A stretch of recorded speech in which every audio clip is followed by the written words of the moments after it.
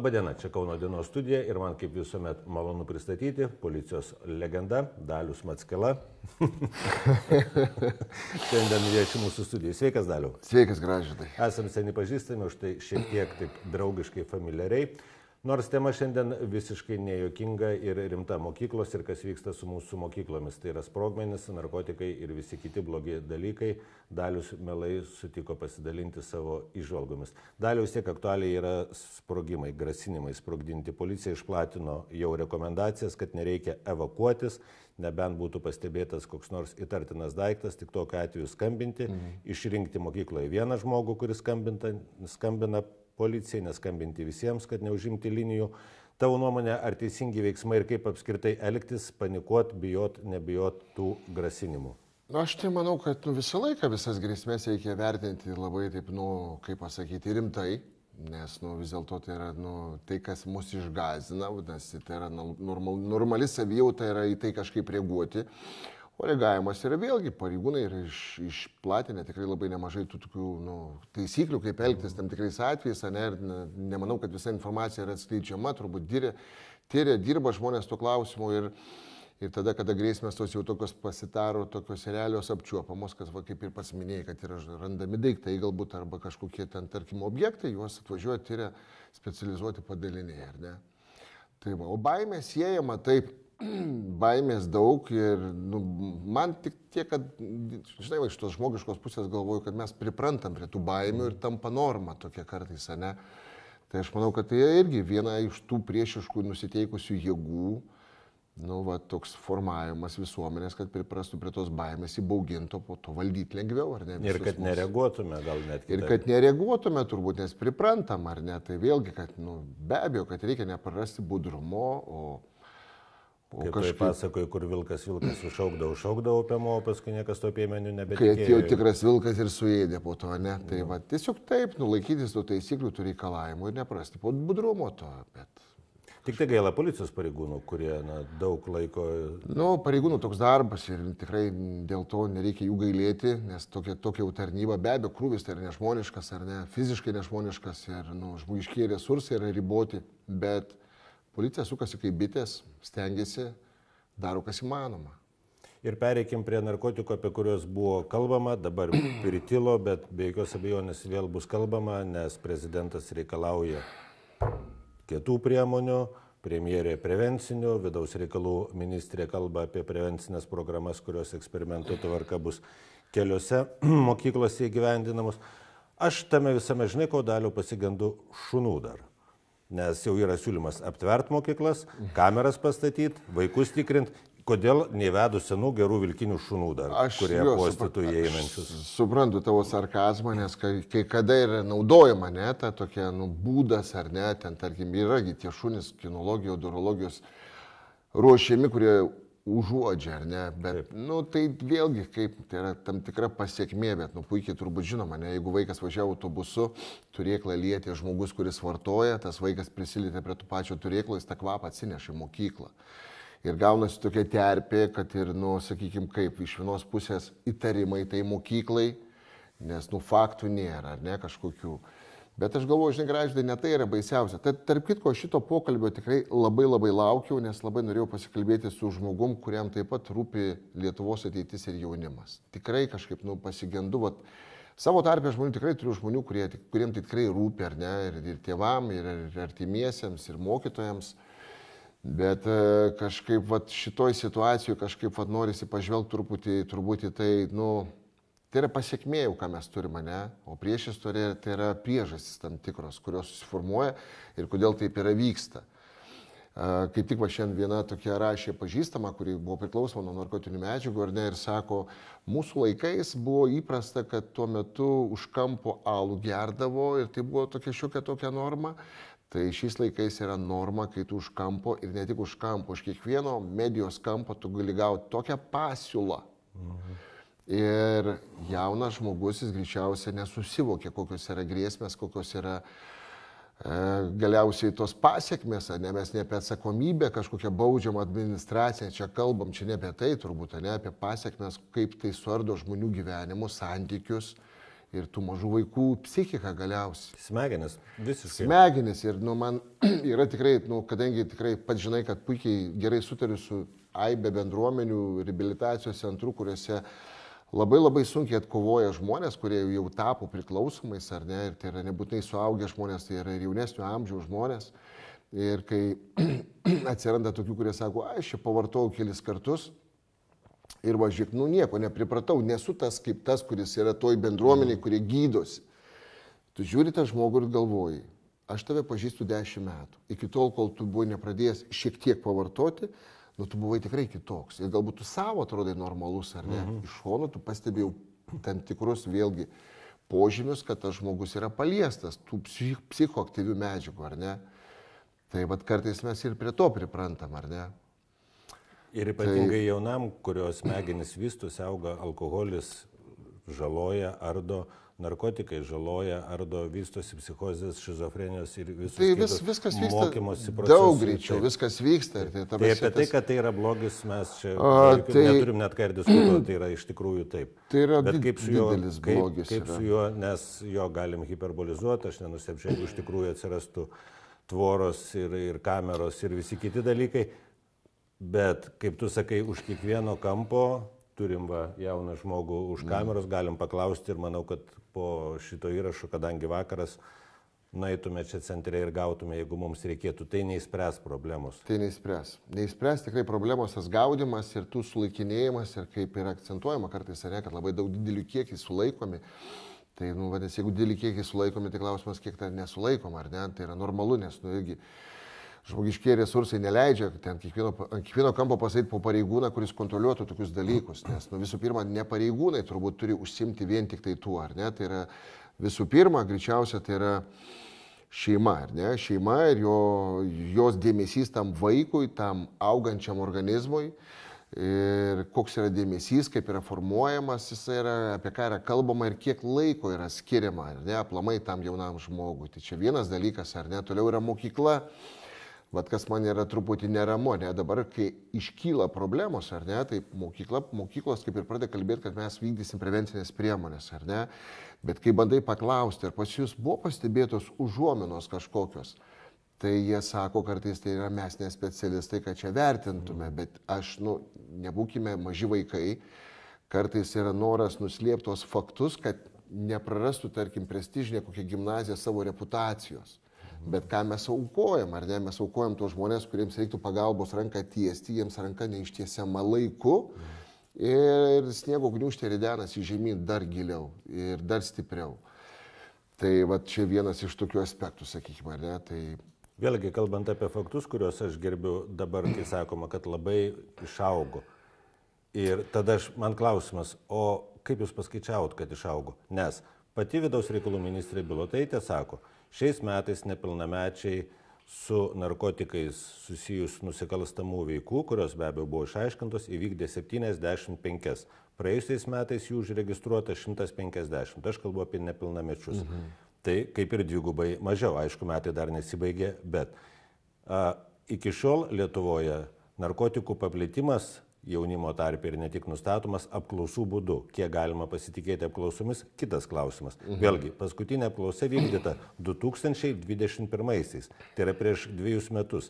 Tai kaip pas mus būdinga, jeigu atsitinka tragiška nelaimė tragedija, kaip šiuo atveju Marijampolėje mirė vaikas, 17-metis vaikas, tai tada, sakom, bėda nelaimė, praregėjom, ir tai yra masinis reiškinys. Kiek masinis čia yra klausimas, į kurį niekas neatsakys, nes nėra tokių faktų, kad problema ir bėda egzistuoja, be abejo šito niekas neginčia ir neneigia. Tai yra taip, bet man tas ant karštųjų. Dabar turim bėdą, kažką gesinsim gaisrus ir tada prasideda tvoros aplink mokyklas. Kažkaip gerai, tarkim, buvo tas įvykis Marijampolėje, turbūt visi, kurie skaito žiniasklaidą, arba nereikia būti pareigūnų, kad žinos statistiką, tai turbūt jis nebuvo pirmasis nepilnametis Lietuvoje, kuris perdozavo narkotinių medžiagų, tai yra jau patvirtinta faktų, ar ne? Po 2 savaičių Vilniuje mirė mergina, jai dėja 19 metų ir apie tai garsiai niekas nekalba, ar ne? Nenori būti blogų pranašų, bet užvakar Jonavoje buvo rastas 17 metų nepilnametis. Jis nepanašu, kad buvo sumuštas, bet jis yra miręs. Ir visi požymiai rodo, kad greičiausia, kad...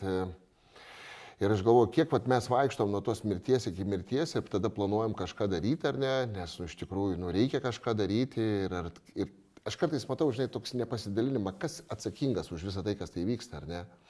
Ir tas stumdymasis toks darbų, žinai, kad galbūt tai yra policijos darbas, galbūt tai yra, nežinau, visuomenininkų kažkoks darbas, galbūt tai yra mokyklų.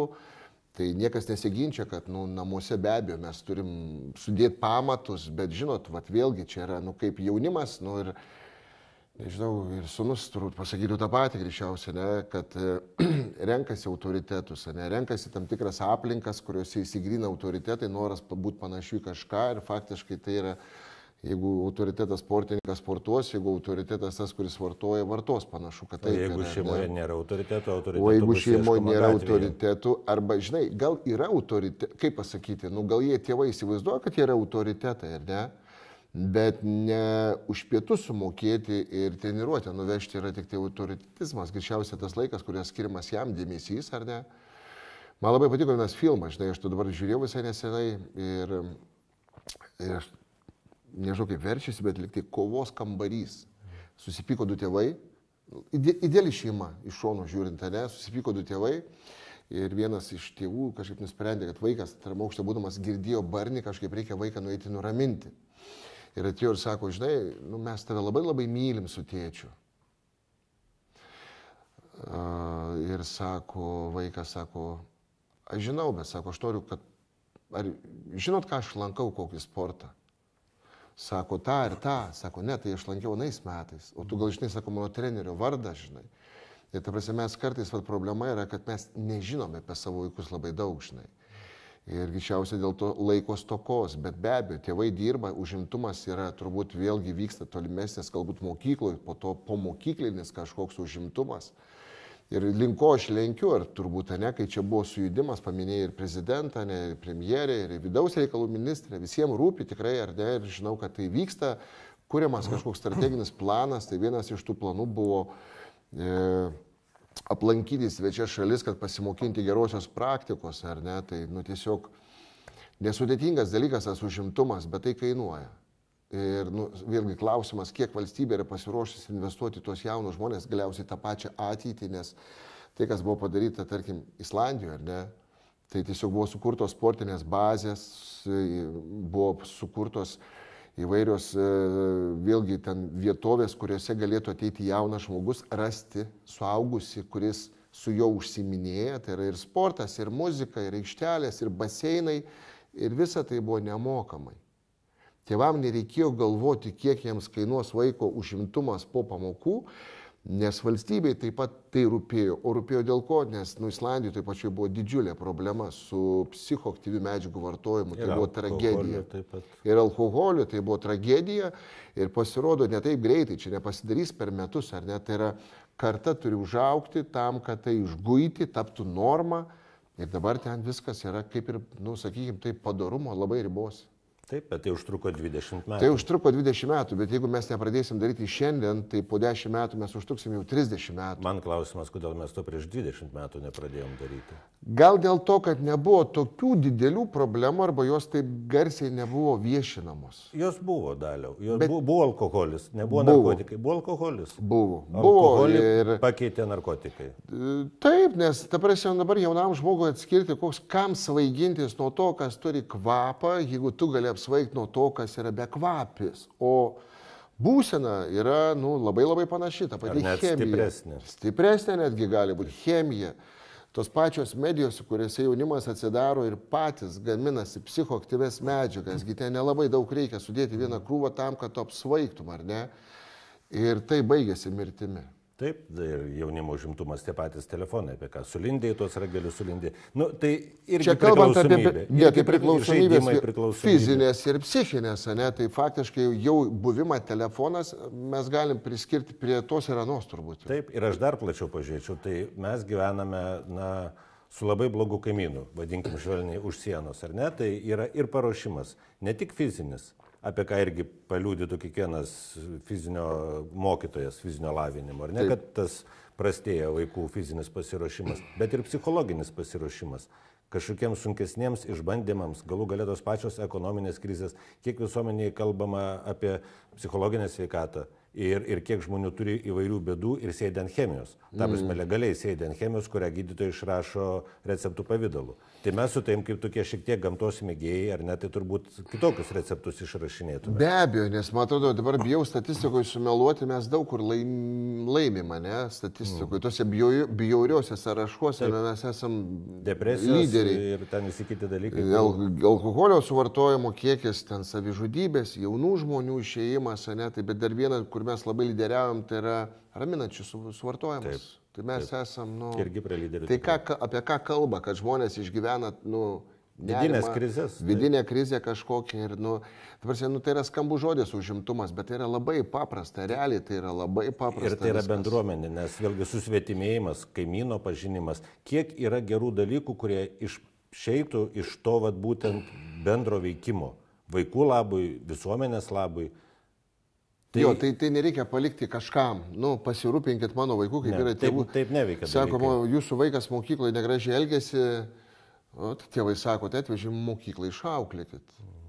Man visuomet labai keista, kai tikimasi, kad mokykla išauklės. Aš niekada netikėjau. Tai yra kompleksas, tai yra kompleksas, bet visgi šeimoje. Bet, sakykime taip, tikrai yra tų šeimų, gal kur žmonės įgūdžių neturi. Tai vėlgi, mes kalbam apie tos etatų žmonių socialinių darbuotojų, dienos centrų, ar ne? Tai man čia yra šiek tiek irgi labai neramu. Aš žinau puikiai, kiek uždirba socialiniai darbuotojai, o kokį darbą dirba. Ir mama turi būti, ir psichologė turi būti, ir nežinau dar ko turi būti, nes tam vaiko atiduoti reikia daugiau, ar ne? Dienos centrai, kaip tik turėsiu tokį vieną išvyką su dienos centru ir sako, mūsų ribotos galimybės, nes sakau, pabūkit ilgiau, vesim žygį, ar ne? Bet sako, mes galim tik iki 5, nes mūsų darbo valandos tokios ir mes privalom grįžti tokiu metu. Tai tas ribojimas toks, ne? Ir vakar buvau Vaišvydavo, įsivaizduoju, žinai, Vaišvydava, Kauno miestas jau, ar ne, pasikvietė, tiesiog ten yra labai, tokia turbūt veikli bendruomenė ir žmonės veiklus ir netatiniai kažkokie, bet bendruomenės žmonės ir mokykla, ir tėvai. Tiesiog, sako, nenorim tylėti, norim ne tai, kad pas mus problemos jau yra su narkotinių medžiagų vartojimu, bet tiesiog norim apie tai garsiai kalbėti iš visų pusių, kad vaikai žinotų, kad mums jie rūpi ir kad mes tikrai to netoleruosim. Ir įdomiausia, kad atvažiuoti teko man ir galvojau ir pasikviečiau iš tikrųjų žmogų, kuris 15 metų sėdėjęs įkalinimo įstaigoje, vartojęs narkotinės medžiagas, pats pardavinėjęs narkotinės medžiagas, šiandien dieną jisai turi tokią bendruomenę Kelkis, kurioje dabar yra 20 žmonių, kurie gydosi nuo psicho visų tų ir nuo visų priklausomybių. Ir toks labai įdomus tandemas mūsų gavosi, žinai, gražiai pasidalinsiu su tavim, galėsi iškirpti, galėsi neiškirpti. Aš pats žinai, kad niekada gyvenime nesvajojau būti policijos pareigūnu. Jisai pasirodo svajojo nuo pat vaikystės būti pareigūnu ir daryti gerą. Bet jo gyvenimas taip susiklostė, kad jo tėtis pateko sovietų metu į įkalinimo įstaigą už kažkokią valstybinio turto ten grobstymą, ne už kažkokį didelį kriminalą. Ir viskas prasidėjo nuo to, kad tai nebuvo tas pavyzdys, jis labai gailėjo tėčius, žinojo, kad jis taip nedarys, bet iš jo mokykloje pradėjo tyčiotis. Kad ten kalėjimščiko vaikas kažkaip ar ne. Ir sako, nuo to momento pas mane kažkas pradėjo tokio vykti, priešprieša tokia. Ir pirmai progai pasitaikius, jisai tikrai buvo tas, kuris griebėsi psichoaktyvių medžiagų, kad nusiraminti. Tai kartais mes privedam savo aplinkoje žmonės prie to su savo tom patyčiom. Ir sakau, kažkaip labai smagiai vakar pabuvom ir tikrai, ir tu galvoji, kad tai yra mažmožis galbūt, ar ne. Ir šiandien parašo žinutę moteris, kuri pati vartojusi narkotinės medžiagas ir jinai kažkaip sako, nustokit, sako, vežti vaikam, rodyti, ką jie vartoja. Jie ir taip žino, o tie, kurie nežino, pamatė, tikrai užsinorės. Nes vaikiškas smalsumas pabandyti. Taip, nes vakar mes irgi turėjom klasę nuo 1, viena buvo iki 4, tai kam kalbėti apie tokius dalykus, geriau kalbėti apie tai, kas svarbiau, tai yra apie tėvus, kurių reikia klausyti ir neklausyti svetimų dėdžių, kurie gali sutikti būti gatvėje, ar ne. Su augesniais, aišku, tema keitėsi, tai jinai paaiškino. Irgi, žmogus, kuris tiesiog buvo tame liūne, aš ją puikiai žinau, jinai dabar vadinama, kaip jie vadinas, švari visiškai 10 metų, augina dukrelę, gyvena nebe Lietuvoje, sako, vat ko man būtų reikėję, sako, tai atvežkit gyvą pavyzdį, tiesiog parodykite žmogų, kad jisai kalbėtų ir to faktiškai kartais užtenka, kad paliestų. Kas iš to, kad atvažiuoja pareigūnas uniformą ir kalba, kad to negalima daryti? Nejaugi tie vaikai to nežino? Žino. Bet pasiekmių kartais, jie neįsivaizduoja, kokios jis yra baisios.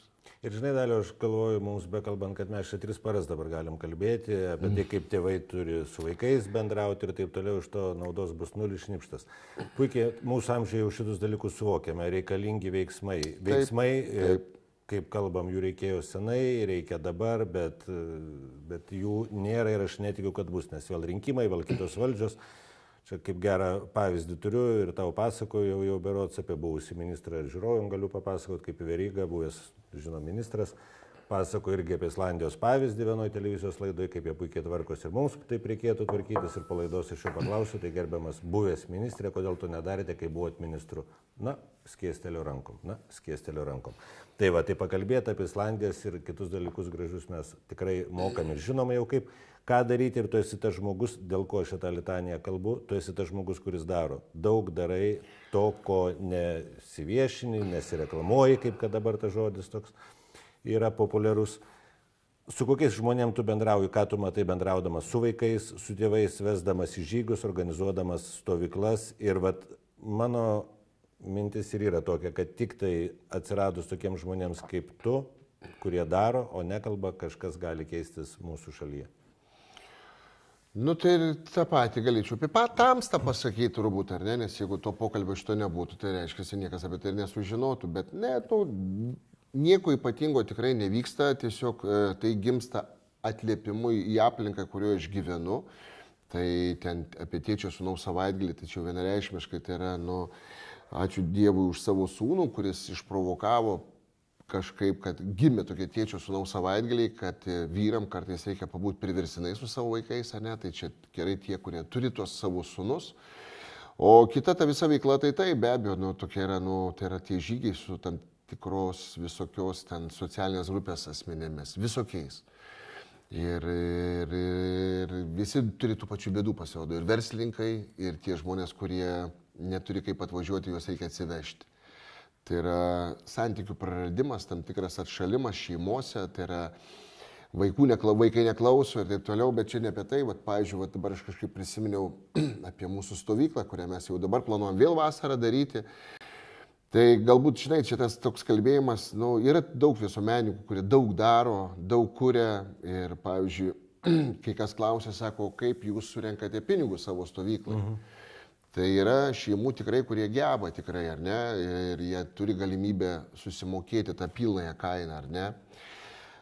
Toliau, ačiū Kauno rajono savivaldybei, kurie tikrai paremia tam, kad galėtų į stovyklą atvažiuoti tam tikri žmonės, kurie nedrįsta prašyti patys galbūt pagalbos, ar ne, o kitus pinigėlius mes uždirbam, vesdami visokias edukacijas, per metus mes kaupiam tam, kad po to galėtume realizuoti, nes stovyklos, tarkim, vasaros stovyklos, mes darom berniukam, stovyklą, pavyzdžiui, 40-50 berniukų, tai galim įsivaizduoti, kiek tai turi kainuoti, ne? Ir įdomiausia, žinai, aš niekada nebuvau su to susidūręs kažkaip, nes teko priimti vaikus iš tokių, žodžiu, kaip tiesiai šviesiai pasakysiu tau, sako, šito vaiko nenori nei viena stovykla. Jisai trukdo visiems, su juo yra sunku ir jam reikia papildomo dėmesio. Nors tai yra, ne kaip pasakyti, remtina galbūt stovykla.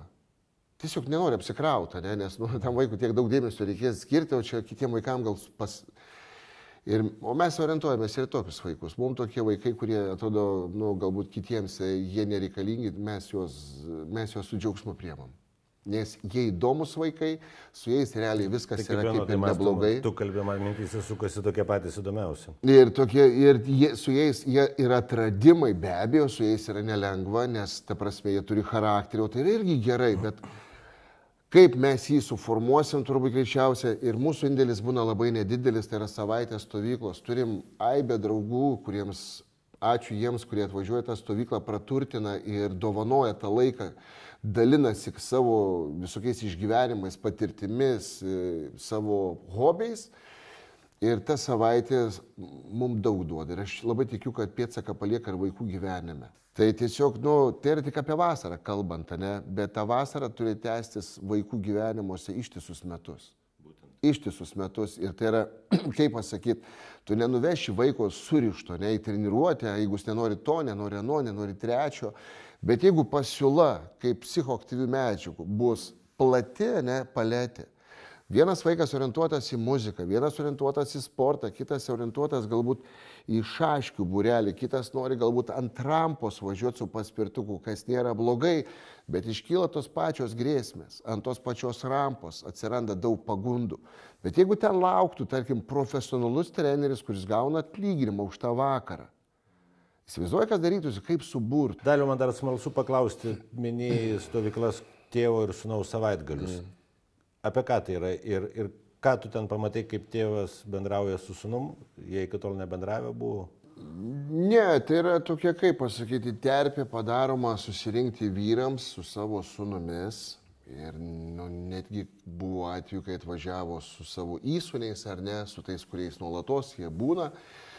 Kad ten daugiau yra taip, toks, kaip pasakyti, ir pasidalinimas tam tikra patirtimi, kaip mes auginame vaikus ar ne savo, ir kartu laikas tavo pabūti su vaiku. Aš apie tą pabuvimą. Ir ką atranda tėvas pabuvęs ir kokiom sąlygom aplinkybėm. Visai būdavo, žinok, ir aš iš savo patirties galiu irgi papasakoti, ir ta prasme ir iš kitų, ar net trumpai labai, kad vienas tėtis, aš tokį, ten būna programa tam tikra, turim ir žmonės, kurie dalinasi savo paskaitom, liudijimais ar ne, turim gražų laiką kartu ir bendrystė, ir valgymas, bet akcentas yra vis dėlto būti tėčiu su sūnumi. Ir vieną, pavyzdžiui, stovyklą atvažiavo toks vyresnis paaugliukas, pamatė, kad ten nėra jo amžiaus vaikų ir sako, tėti, aš nenoriu čia būti. Tėčių buvo užduotis iš tikrųjų tokia, kaip pasakyti, fizinė, moralinė atstovėti, kad jisai paaiškintų, kad tai bus mūsų laikas kartu, o ne tavo su draugais kartu, to laiko ir taip turi. Tai kažkaip vėlgi tas toks, kaip tėčių pavyko, o būna laikas toks, kada tiesiog 2 valandas tu turi pabūti su savo sūnumi. Ir aš to esu pasakojęs, kai vienas tėtis taip labai nuoširdžiai dalinosi, sako, įsivaizduoji, sako, išėjau kalbėtis, kažkaip einam ten miško takeliu, dviese 1-2, telefonų rankose nėra, nes tai yra draudžiama to savaitgalio metu. Ir jaučiu, kad, sako, neturiu ko paklausti sūnaus. Turiu tos tokius, standartinius klausimus, kas įprasta buityje, bet tokio, sako, kad iš vidaus gimtų kažkoks toks nuoširdus. Ir sako, tas kelias taip eina ir sako, man prakaitas per nugarą bėga ir aš nedrįstu kažko net prakalbėti, nes nežinau, ko klausti sūnaus, nors jam jau 11 metų.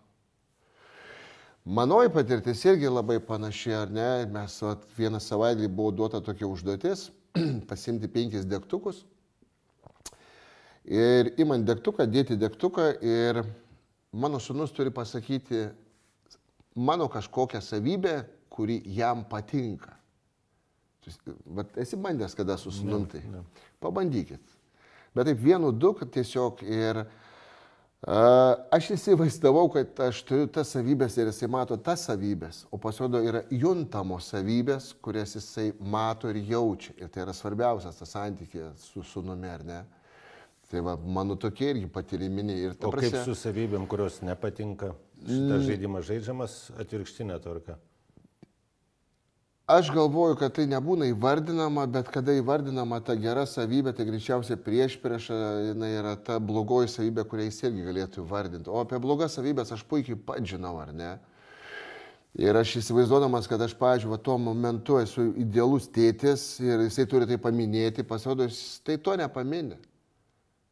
Nes tai yra mano įsivaizdavimas kaip tėčio, kas yra jam svarbu. Pasirodo, yra daug kitų dalykų, kurie labiau yra juntami, negu mano jam parodomi. Tai turim tokį nuostabų laiką pabuvimo, po to savaitgalio tikrai grįžtam sustiprėję ir šis savaitgalis, tarp kitko, šis savaitgalis dabar bus už mėnesio ir jisai bus vietoje, kur prieš tai buvo priklausomybių, sakykime, besigydančių nuo priklausomybių žmonių centras. tai yra Pakotuvenai, tai yra Kretingos Plungės rajonas, ar ne. Ir mes keliavom per Lietuvą, ta prasme, tai mes neturim vienos bazės kažkokios, tai tos šitos vyksta po visą Lietuvą. Registracija tėčių sūnaus savaitgalį trunka pusę valandos, nebelieka vietų, vadinasi, poreikis yra didžiulis, ar ne. Tai va tokį gražų laiką turim, ar ne. Bet yra tokia viena veikla ir puikiai žinai, kad aš kažkada gal pasakojau, kad bandžiau jaunimo erdvę atidaryti, patalpoje kažkaip jaunimą suburti, kad jie gražiai leistų laiką, žiūrėtų filmus. Pasirodo, tik tai labai mažam procentui to reikia. Jiem reikia veiklos. Ir aš žiūriu vaiką ir galvoju, šitas vaikas labai lėtas, tai jam greičiausia patiks kažkoks filmas. Ne, jisai sako, aš noriu eiti į žygį. Ir patiri tą džiaugsmą tokį eidamas į to žygius su tais vaikais, sakau, ir mažesniais, ir vyresniais. Ir tikrai yra žmonių, kurie užsiema ir atveda tos vaikus pas mus. Va, kitą savaitę turėsime nuostabius žygius po mišką, grioviais, kur eit galima tik su botais, eit galima tik tai pasikeičiant po to apavą, labai sunkus, įsuaugę kartais net laiko to, eiti reikia 2-3 km, bet eiti 3 valandas. Natūralios karstynės, natūralūs iš tikrųjų iššūkiai, bet tu grįžti stipresnis, įveikęs tą žygį, tiesiog ir kartu pabuvęs. Ir aš esu vedęs tokią grupę žmonių, kurie, jie ir iš kalimo įstaigos buvo, ar ne, dabar yra kaip ir žmonės kabinasi gyvenimą ir jie niekaip nesuprato, kam jiems reikia eiti po 2, sako, aš puikiai galiu eiti vienas tuo keliu, sako. O ten tokie yra šlautai, kur ir man taip nuoširdžiai skambėjo, kai toks ėjo, abudu pykosi ir sako, gerai, tebūnie, duok man tą ranką, nes matai, bet tavęs neužlipsiu. Tai va tai ir yra, ir iš tikrųjų vienas iš tos grupės, kurie lydėjo, sako, po vieną tu jau privaikščiai, sako, dabar turėk šalia draugą, kuris tavim pasirūpins. Bet tai daliau, taip, mes kalbam paprasti dalykai. Bendrystė, ar ne? Bendrystė, skiriasi pomėgiai, poreikiai žmonių. Kalbant apie jaunimą, apie vaikus, turi būti žmogus autoritetas, žmogus, kuriam išties rūpėtų. Ir tai tokių entuziastų kaip tu ir tave panašus dėka nesukursi tos sistemos, grįžtant prie mūsų visų Islandijų. Galbūt, aš gal apie tą autoritetą be reikalo čia pasakiau tavo, ne, bet turbūt vaikai nekiek žiūri, nes jis tavęs nepažįsta.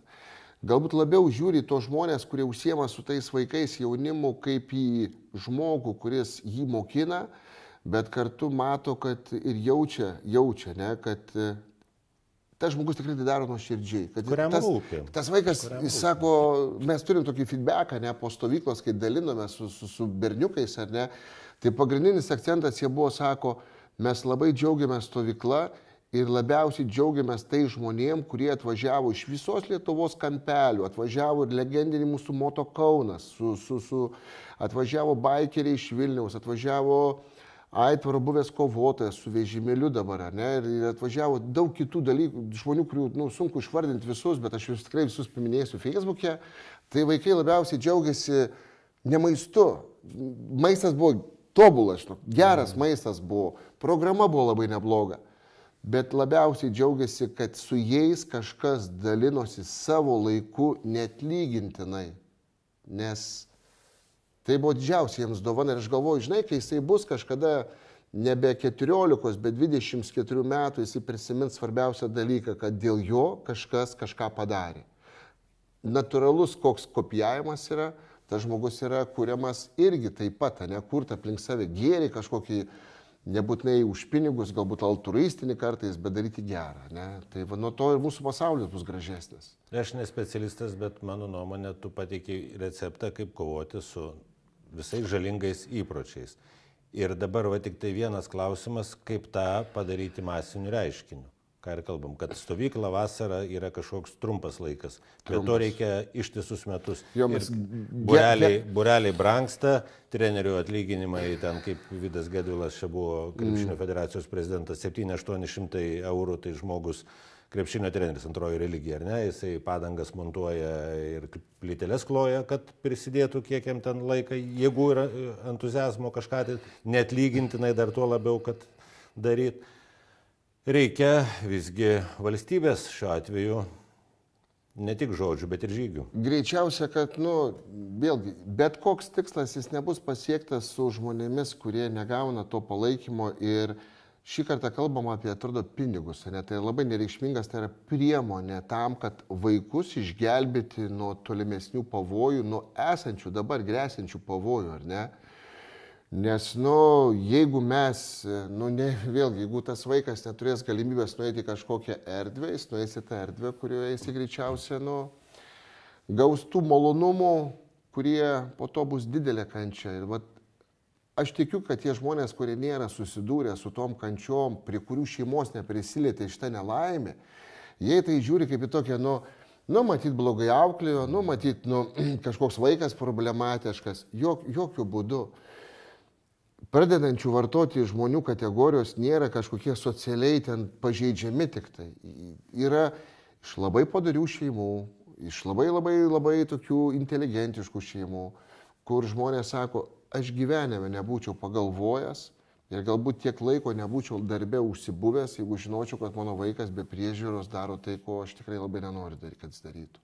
Tai tėvai negali visą laiką šalia būti. Tai ir kalbam apie tai, kad turi būti sisteminis dalykas, kad vaikas namuose tėvam rūpi be abejo. Jis po to išeina ir aš galvoju, žinai, graždai, ar kas nors darė statistiką ir pabandė padaryti tokią statistiką, kokiu paros metu jaunimas vartoja psichoaktyvias medžiagas. Koks tai būna paros metas arba dienos bėgyje, ne? Namuose pusryčiaudamas jis to tikrai nedaro. Jeigu laiku išeina į mokyklą, mokykloje galimybių irgi mažoka. Ir prasmės, nes pastebės. Bet yra pertraukos ir pakankamai ilgos, ar ne? Ir, man atrodo, nereikia čia būti didelių keliautojų, kad apeiti per didelės pertraukas aplink daugiabučių laiptinės ir pasižiūrėti, kad veipai eina į trasą. Tai vėlgi yra tos pertraukos, kurių metu taip pat gali būti vykti užimtumas įdomus, ar net kažkoks. Bet aš po pamokinį laiką visgi pavojingiausių matyčiau. Po mokyklos iki tėvų grįžimo namo. Tas pats Vaišvydavos modelis yra. Aš nežinau, kaip tai sugebėjo padaryti, jie turi 2 darbuotojus, kurie mokykloje būna iki 6 valandos. Ir vaikai gali su jais būti, vaikai ruošia pamokas ir ne tik. Yra ir sportas, ir muzika, ir kiti dalykai, kurie vyksta iki 6 valandos. Tėvai atvažiuoja 6 valandą, pasiema vaiką, vežasi namo, kaip ir diena užimta. Ir šitos disciplinos tikrai labai reikia tam, kad jeigu norite atkovoti jauną žmogų. Nuobodybės ir visi kiti tokių nuotykių ieškojimai, jie prie gero neprives. Dar dalykas, ką noriu paklausti pas tave.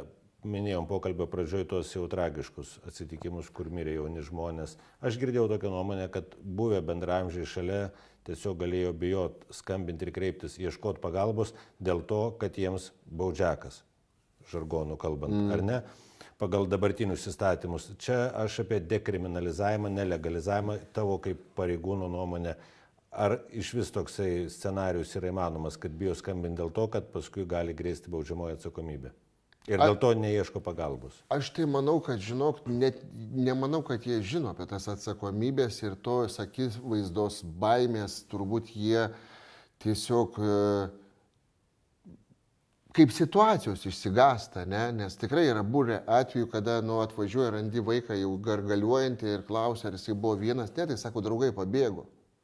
Jie įsigąsta, nes nesugeba suteikti pagalbos, jie įsigąsta pačio proceso ir pasiekmės. Nėra atsakomybės vienokios ar kitokios. Ir bėga nuo to, kad neduok Dieve, jų tėvai sužinos, kad jie buvo kartu, apie ten kokias baudas atsakomybės. Ne, aš turiu minėti atsakomybę bendraja prasme. Tėvai sužinos, mokytojai, tas. Ne, čia lygiai tas pats kaip ką, būdavo, čia sakykim taip, tai yra neatsitikęs kažkoks mechanizmas. Jeigu seniau vartodavo alkoholį, taip irgi būdavo, Ir tai, kada būdavo, kad kaip mano tarnybos laikais atvažiuoja ir randi ten grupę asmenų, kurie bando savo draugą prikelti patys būdami nepilnamečiai. Ne, tas nepilnametis ant suoliuko paliktas ir vos gyvas. Tiesiog, nes išsigąstama pačios pasiekmės, bet yra fizinė pasiekmė, kada jisai yra reikalingas galbūt medikų priežiūros, ne pagalbos.